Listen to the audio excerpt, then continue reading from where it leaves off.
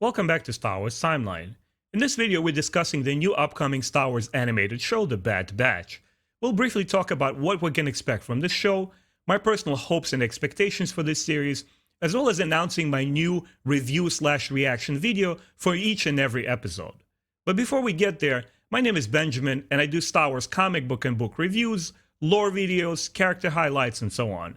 If you enjoy this kind of content, feel free to subscribe, like my video, and leave your comments down below. I'd love to hear what are your personal expectations for The Bad Batch. Let's get on with it. So what is this show, and when can we look forward to start watching it? The Bad Batch launches on Disney Plus on May 4th, with its first 70-minute premiere episode. It's going to be followed by the second episode on May 7th, with each consequent episode on a weekly basis. It was ordered from Lucasfilm Animation in July 2020 as a spin-off series to the original Clone Wars animated show, which started in 2006 and finished with season 7 in 2020.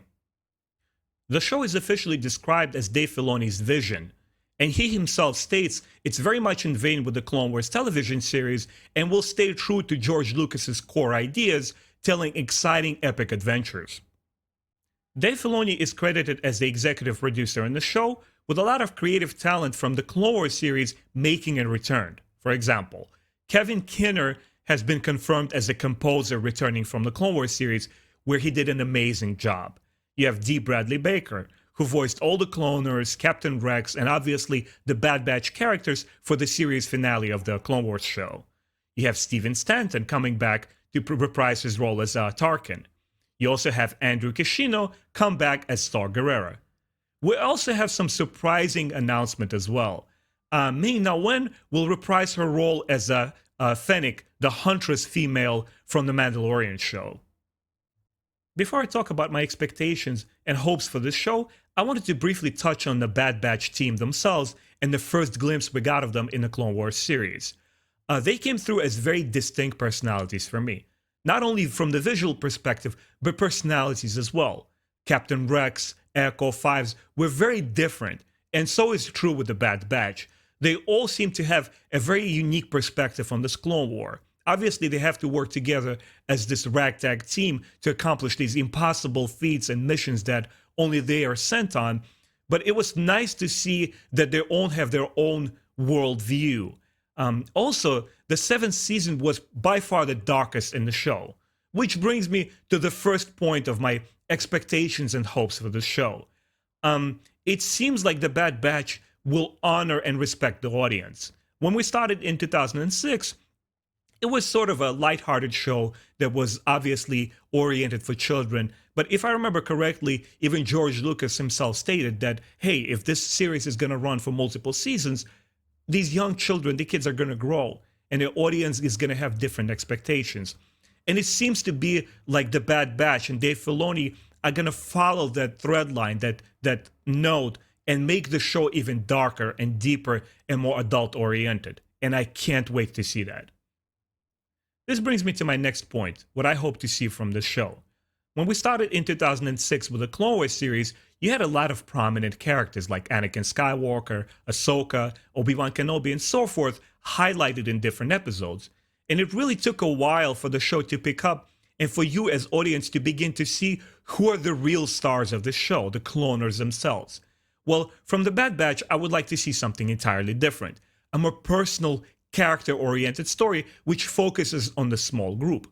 This will give them the opportunity to flesh out each character even more and go into their personal backgrounds and detail them and explain to us why they are the way they are from the visual standpoint and how they operate and treat each other in this series. Another thing I'm really looking forward to is the returning cast. I would love to see Bail Organa, Hondo Ohnaka, one of my favorite characters, Cad Bane, Ahsoka, but I don't want to see them as cameos. Please bring them back in meaningful ways, give them fleshed out stories, and make them interact with the Bad Batch without stealing their thunder, because after all, it's their show and, they should be the lead cast. I think Dave Filoni and the writers of the show have a flawless opportunity here to tell wonderful stories.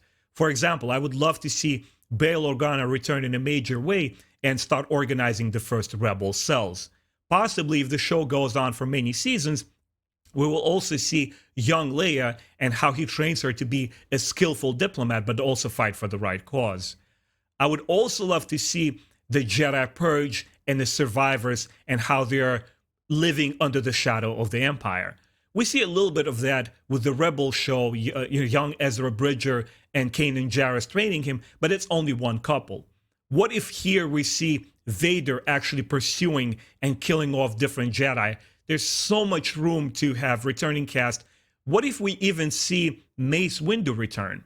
You know, there are a lot of fans are speculating that he doesn't really perish with Order 66 and could easily survive that fall, you know, when he's tossed out the window by the Emperor Palpatine. So those are all interesting speculations, and I think it would be interesting to see and plausible if written well and it makes sense, sort of the way that they brought back Darth Maul in the Clone Wars series and later on into the Rebels show. In terms of the villains, I would really love to see the Bad Batch be challenged by a real threat.